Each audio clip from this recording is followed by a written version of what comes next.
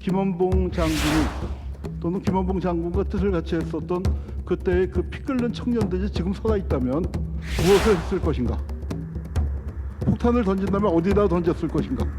그런 마음으로 꼭 뭐 지금 우리가 폭탄을 던지자는 얘기는 아닙니다만, 네, 반갑습니다. 많이 기다리셨습니다. 방금 소개받은 한홍구입니다.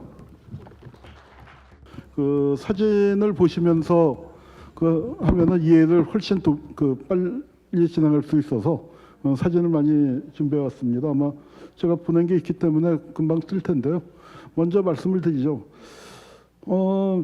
이제 지금 벌써 윤석열 내란이 일어난 지도 100일, 제가 100일이 넘었나요? 12월 3일이니까 12월 3일이니까 100일이 넘었네요. 그래서 이제 하여튼 문제는 내란이 종식되지 않고 있는 상황입니다. 아직까지도 내란이 지속되고 있는 상황인데, 이 내란이 일어나기 직전에 아마 여러분들 역사전쟁이라는 이름으로 많이 얘기가 되고 있었죠. 지난 11월 여기 국회에서도 또 의열단 기념 행사를 할 때 저도 와서 잠시 얘기를 했었습니다만, 역사전쟁이 진행 중이었습니다. 뭐 정말 상상할 수 없는 일들이 벌어졌었습니다. 독립기념관장에 뭐 이상한 사람을 앉히고요.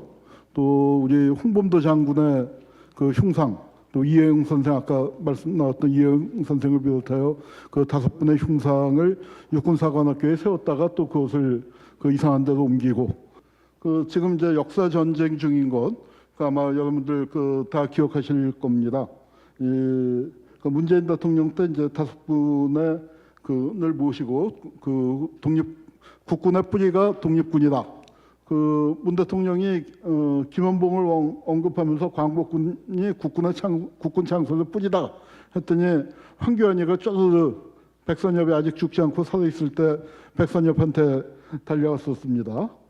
그래서 이제 백선엽을 뭐 아주 떠받들고, 그 당시에 보훈부 장관을 했던 자는 백선엽은 친일파가 아니고 그러면서 백선엽을 지키는데 뭐 장관직을 걸겠다, 이제 이런 식의 얘기를 했었는데요. 다음. 그 문제는 한국군의 뿌리 문제와 관련이 있습니다. 한국군이 광복군을 계승한 것이냐, 아니면은 미군정이 세운 조선국방경비대의 주요 지휘관들은 다 일본군 만주군 출신들, 광복군 출신이 일부 있었습니다만 일본군 만주군 출신이 주가 됐었던 거죠. 그래서 우리 이 육군사관학교가 저 조선경비사관학교를 계승한 것이냐, 아니면은 신흥무관학교를 계승한 것이냐, 뭐 정신적으로 본다면은 그렇게 계승할 수 있다고 하겠습니다만, 저는 조금 이걸 계승했다고 하는 거에도 좀 불만이 있어요. 왜냐, 광복군을 계승했다고 얘기하려면 작전 지휘권은 찾아놓고 해야 할 거 아닙니까? 그런데 이제 참 살다 보니까 빌일이 다 생깁니다. 윤석열 때문에 얼마나 참담한 일이 있었냐, 여러 가지 참담한 일이 있었지만 작전 지휘권이 한국군한테 없었던 게 천만다행이다. 이게 말이 됩니까? 제가 정말 머리를 쥐어뜯었어요.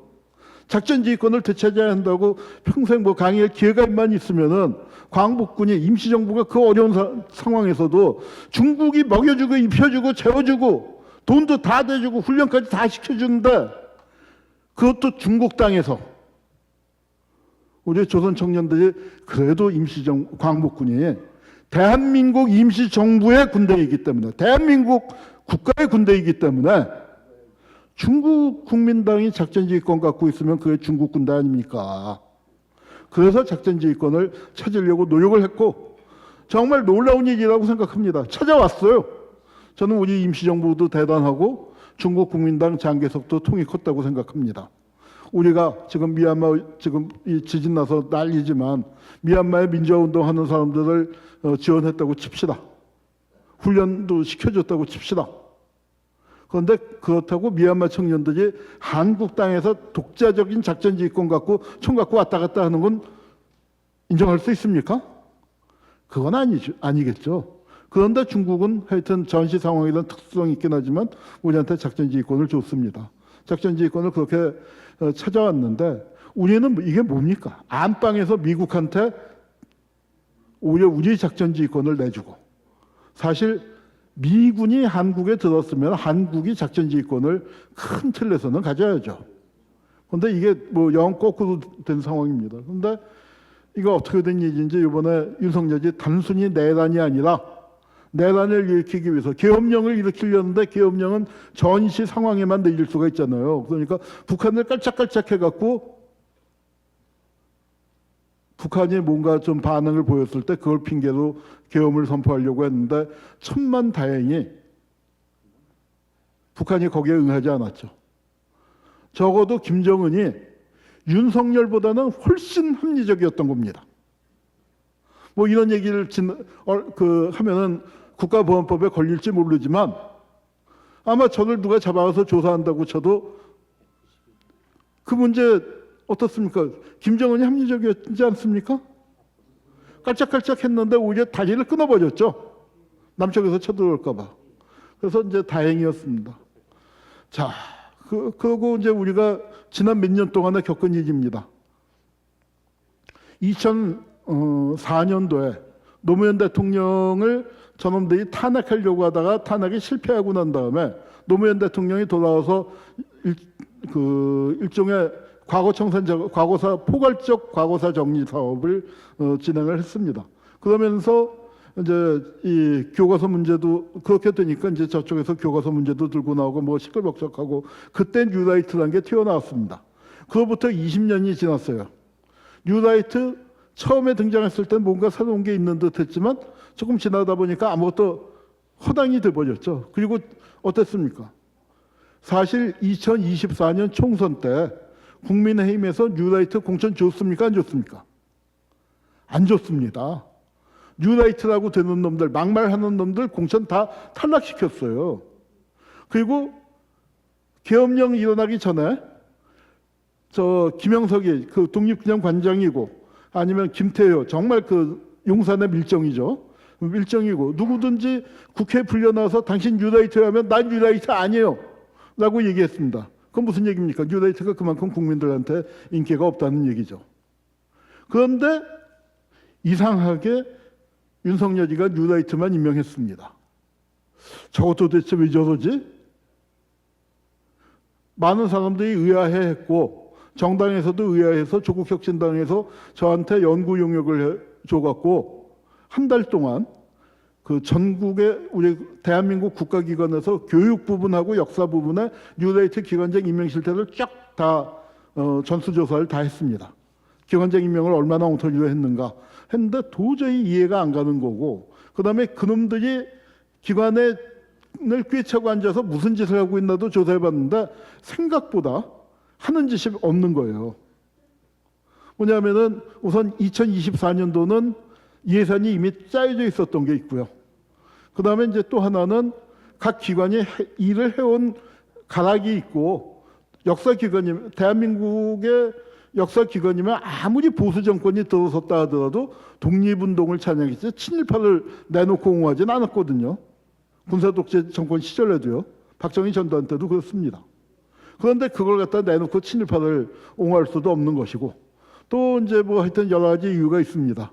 그리고 개개인에 따라서 일머리가 없는 사람들도 있고, 워낙 언론에서 시민사회에서 국회에서 세게 떠드니까 개개인으로 좀 위축된 바도 있고 해서 2024년도에 11월 달에 조사할 때까지는 별일이 없었습니다. 그래서 뭐라고 이제 얘기를 했냐면은 이게 아직은 별일이 없는 것 같다. 그러면서 2025년이 되면 그런데 어떤 일이 벌어질지는 장담할 수가 없다. 왜냐?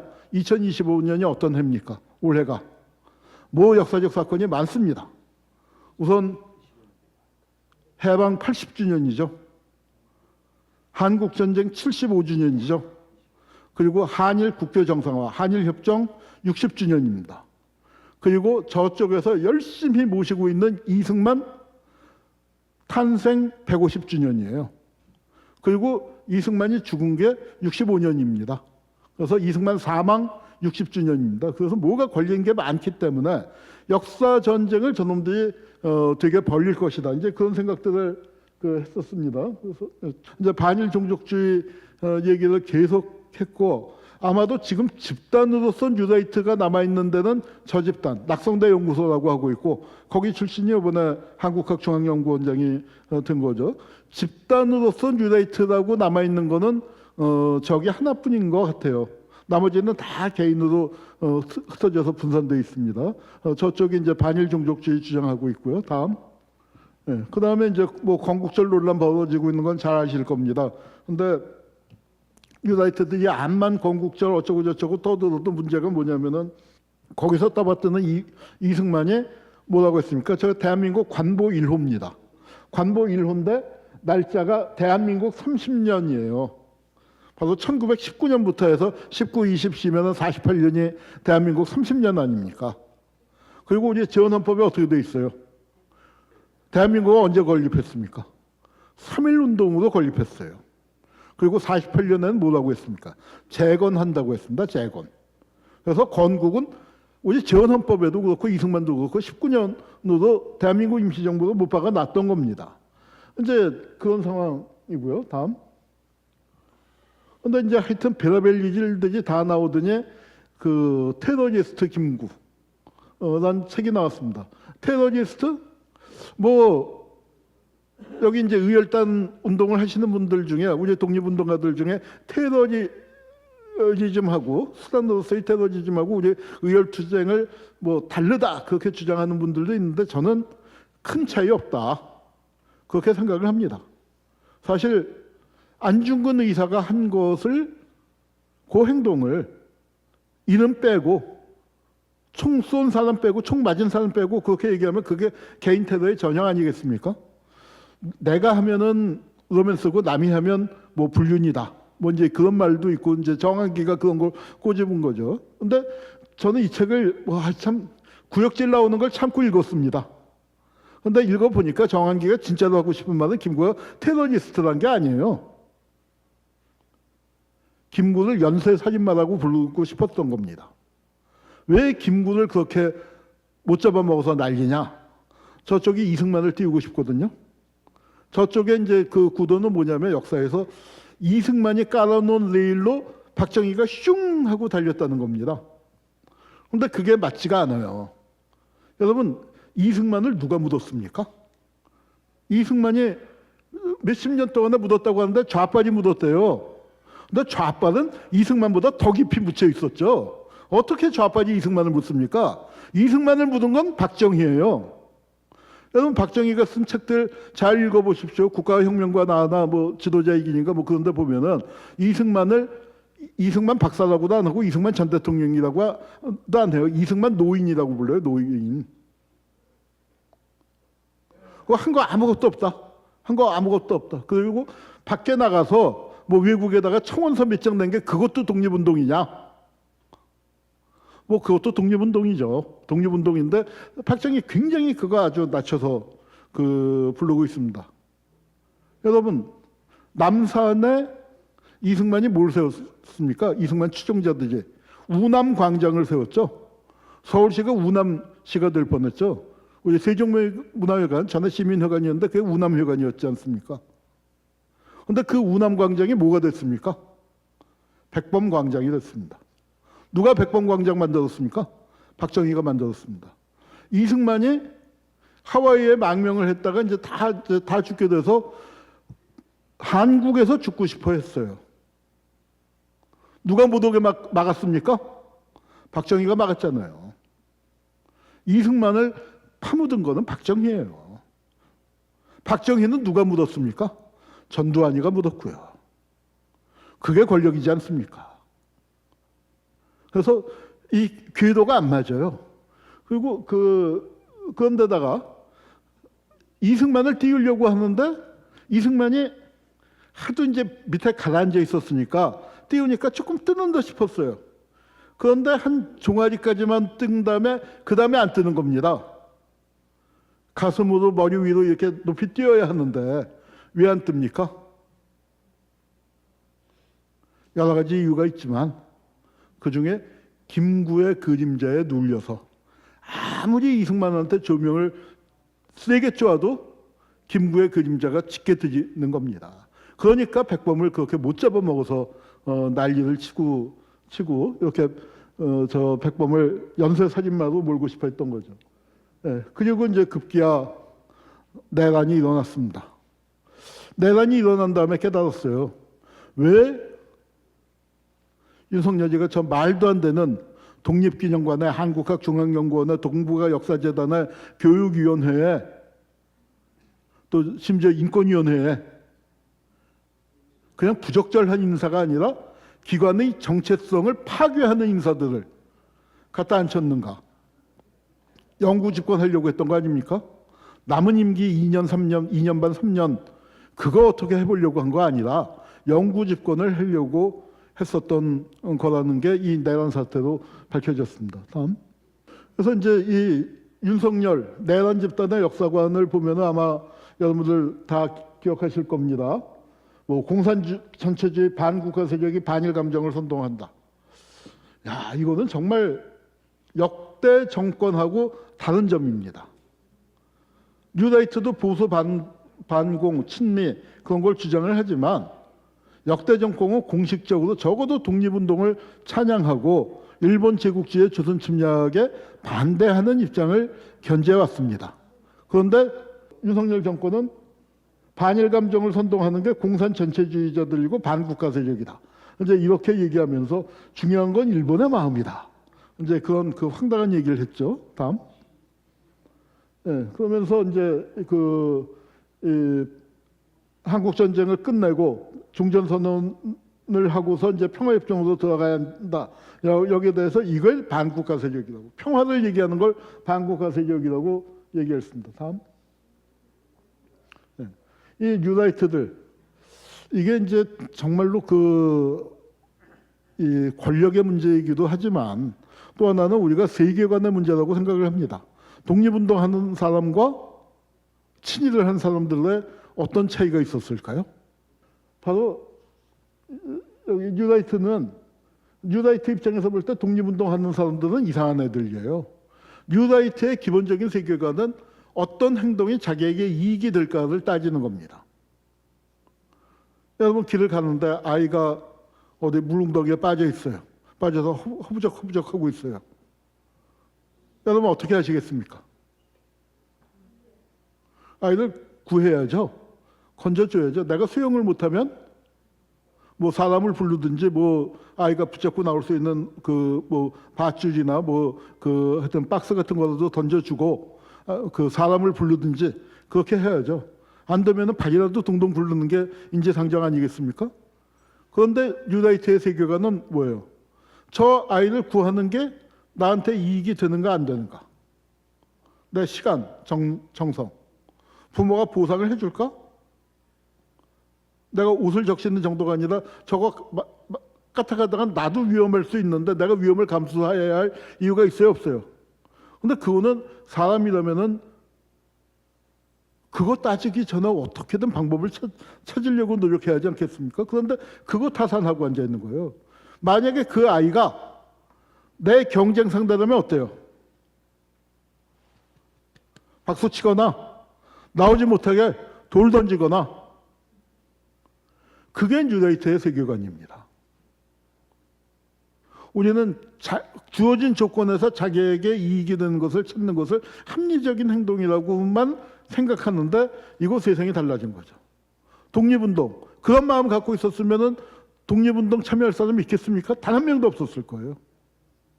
독립운동가의 마음하고는 아주 다른 겁니다. 우리 한국 사회는 그동안에 물질적으로 굉장히 풍요로워졌는데 세상은 왜 이렇게 삭막해졌을까요? 세월호 부모들이 단식하고 있는데 진상규명해달라고 그 앞에서 피자 시켜 먹고 낄낄대는 그런 망정들. 야, 이건 상상도 할 수 없는 집단들이 생겨난 겁니다. 다음. 네, 그러더니 이제 바로 아마도 윤석열 정권에서 이런 친일 정책의 핵심에 있는 사람, 김태효라는 자죠. 국가안보실 차장으로 있는데 아버지가 검사예요. 아버지가 유명한 검사였습니다. 김경회라고. 뭐 나름 그래도 좀 강단 있고 뭐 그랬던 사람인데 이 아들은 영 이상해졌고, 그러니까 윤석열하고는 그 술친구로 아버지 검사, 그다음에 아크로비스타에서 한대요. 뭐 이제 그런저런 인연으로 해서 윤석열의 어떤 친일적 세계관, 그거를 아주 강력하게 집어넣은 장본인인데 아마 다 기억하실 것입니다. 인터뷰에 나와서 JTBC인가 나와서 중요한 것은 일본의 마음이다. 그래서 중일마라는 마음이 유행했죠. 젊은이들 사이에 중일마에 대항하는 말이 있었습니다. 중꺽마. 그 얘기는 어떤 저 데프트라고 유명한 이 청소년들 많이 하는 게임, 프로게임 플레이어인가 봐요. 굉장히 잘하는 선수인데 이렇게 어디 나갔다가 일찍 조기 탈락을 했어요. 그렇게 되니까 이제 기자가 물어봤습니다. 뭐 이렇게 탈락했는데 뭐 저쩌고 이제 물어봤더니 뭐 어떻게 매번 이기겠습니까? 뭐 그런 식으로 얘기한 다음에 중요한 것은 꺾이지 않는 마음입니다. 그래서 이게 젊은이들 사이에 굉장히 유행을 했습니다. 중꺽마. 그런데 여러분 중일마하고 중꺽마 두 개 갖다 놓고 보면 딱 대비되지 않습니까? 중일마가 뭐예요? 바로 그게 친일파의 마음입니다. 자기에게 이익을 주는 게 누구예요? 일본이니까 일본의 마음을 중시 여기는 거. 그게 중일마이고, 반면에 중꺽마는 뭐예요? 중요한 건 꺾이지 않는 마음. 여러분 독립운동이 말이 독립운동이지 전망이 보였을까요? 그렇게 쉽게 보이지 않았습니다. 3.1운동 때 많은 사람이 금방 독립이 될 것처럼 모여들었다가 1년, 2년, 3년 지나고 나니까 어떻게 됐습니까? 여러분 유명한 친일파들요, 다 경력에서 따져보면 한때 독립운동했던 사람이 훨씬 더 많습니다. 처음부터 친일한 놈들보다. 그래서 중꺽마가 더 중요한 겁니다. 꺾이지 않는 마음을 갖고 자기가 어떻게 살아가느냐. 그래서 우리가 젊은이들에게 독립운동사를 가르친다는 게, 우리 보면은 제가 근현대사를 전공했지만 독립운동사들 아주 유명한 사람들밖에는 몰라요. 저도. 제가 기억력이 좋은 편이고 역사학자들 중에서는 이것저것 많이 아는 편인데 그래도 독립운동가 다 알 수 없습니다.